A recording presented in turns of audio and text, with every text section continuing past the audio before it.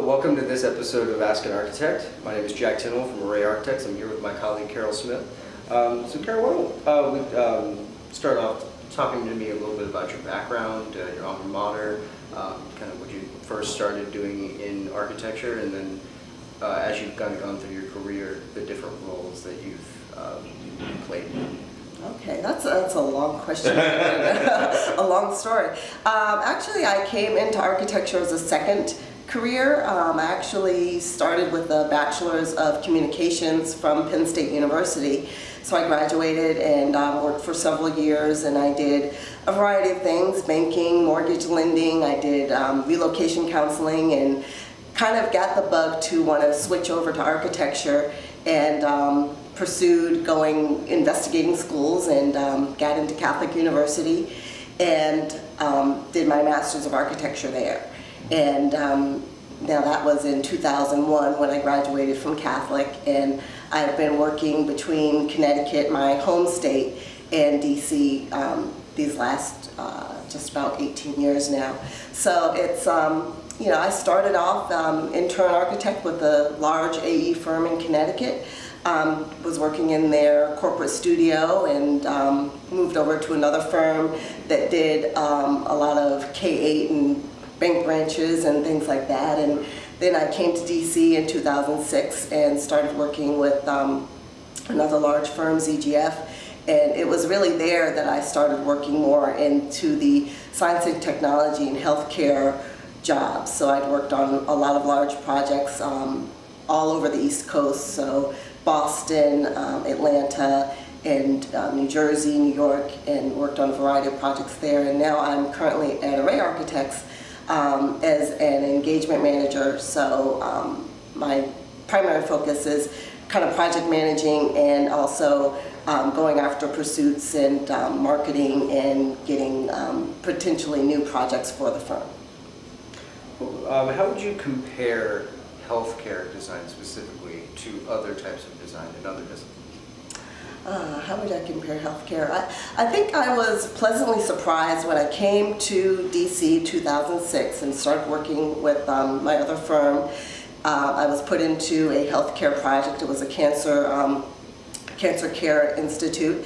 And I was really surprised because I thought healthcare was a little dry, and I said, oh my goodness, how could that ever be exciting?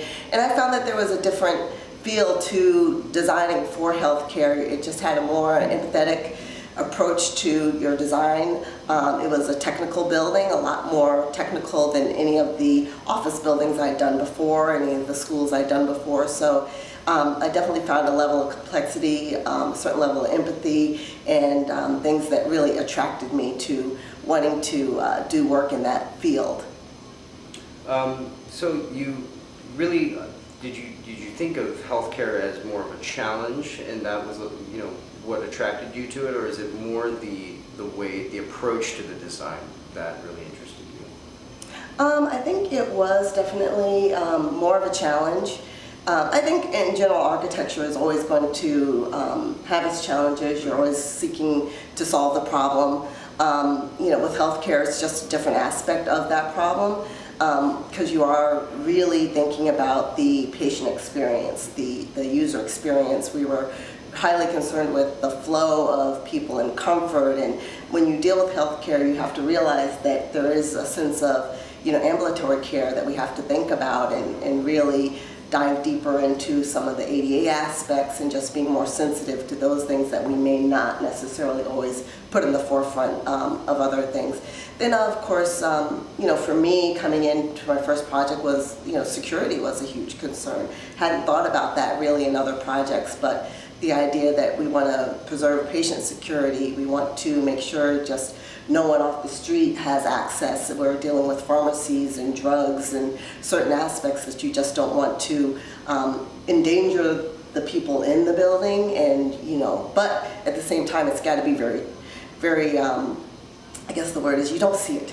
You don't want to see bars on windows or anything like that. So it's a very carefully way that we manage the security of patients, security of the materials, security of the staff, and just making sure that the flow of the building, operations of the building is safe. Mm-hmm. So how have the professional organizations that you've worked for influenced your success and the way that you think about architecture? And kind of what advice would you give to those that are following in your footsteps? I joined NOMA probably about 2007 when I came to DC. I'll be honest, I didn't know about NOMA. At Catholic, the chapter wasn't very big, so it just didn't register to me. And it wasn't until I started working here in DC that I had a mentor tap me on the shoulder and say, "Why aren't you involved in this organization?" And I stepped out, and actually he said, "The conference is down the street. Leave your desk, go now. I don't care what you're doing. If you don't get down to this conference, I'll strangle you." So I went down, and I was just completely inspired by that. It's just, when you're, especially being African American in this profession, there's not many other African Americans that you see. And so to walk into a room and see all these other professionals of all ages, all degrees, all backgrounds across the nation, it just definitely inspired me, encouraged me. I didn't feel like I was alone, and it was just a good experience. And from that moment on, I joined the NOMA chapter here in DC, and I've attended conferences at every occasion that I can, and I've developed a network of friends and other professionals in architecture, in the design industry, and we're always encouraging and inspiring each other to keep excelling and doing good work. That's really inspirational. So what, one last question. What do you like to do in your free time to kind of drive that creative side of you and give further inspiration to the work that you do? Okay. Something I take away from me is when I did my study abroad, we did a lot of sketching and drawing, and when I do get a chance to travel, I always bring my sketchbook, and I'll try to take a few minutes out and try to sketch. I love going to the museums and looking at artwork.